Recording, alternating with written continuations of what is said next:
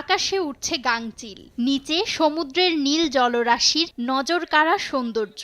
একের পর এক ঢেউ এসে আছড়ে পড়ছে বেলাভূমিতে। সেন্ট মার্টিনের নয়নাভিরাম এমন দৃশ্য আগামী ৯ মাস দেখার সুযোগ পাচ্ছেন না পর্যটকরা। প্রতি বছর অক্টোবর থেকে মার্চ পর্যন্ত সেন্ট মার্টিন দ্বীপ উন্মুক্ত ছিল পর্যটকদের জন্য। তবে চলতি মৌসুমে পরিবেশ, বন ও জলবায়ু পরিবর্তন মন্ত্রণালয় থেকে পর্যটক সীমিতকরণ সহ পরিবেশ রক্ষায় নানা বিধিনিষেধ জারি করা হয় দ্বীপটি ভ্রমণে।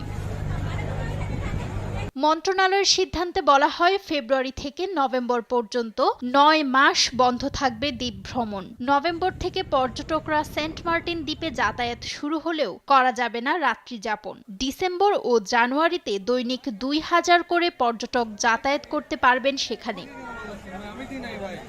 তবে সরকারের এই সিদ্ধান্তের বিরোধিতা করছে দ্বীপের বাসিন্দা ও পর্যটন সংশ্লিষ্ট ব্যবসায়ীরা।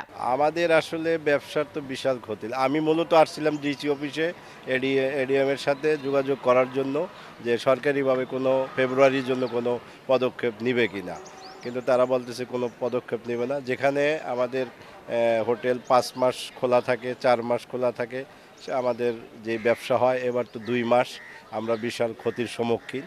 শুধু আমরা আমাদের হোটেলের চিন্তা করতেছি না, ওখানে যে ১০,০০০ লোকের বসবাস তাদের চিন্তাও আমরা করতেছি।